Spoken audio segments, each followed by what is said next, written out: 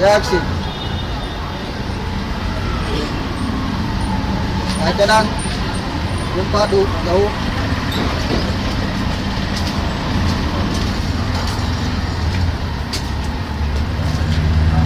Kai na awal.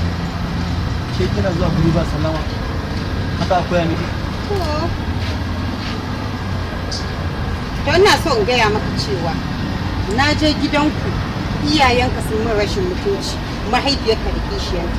To ka gaya mata cewa na rantse da girman Allah ina nan shigowa cikin gidan nan saboda yanzu ni ba ta awwal nake ba ta ubanku nake yi shine daidai da Ke mahaifin me yafi karfin ki? Ki tsaya a matsayin ki ne can ki zaki barata da awwal. kai da Allah gafara ni ai yanzu ba ta ku nake yi ba yanzu ni da ubanku nake dilin shine daidai da ni Ba za ki daina cewa mahaifin me yafi karfin ki can ki zaki barata ke da awwal nake.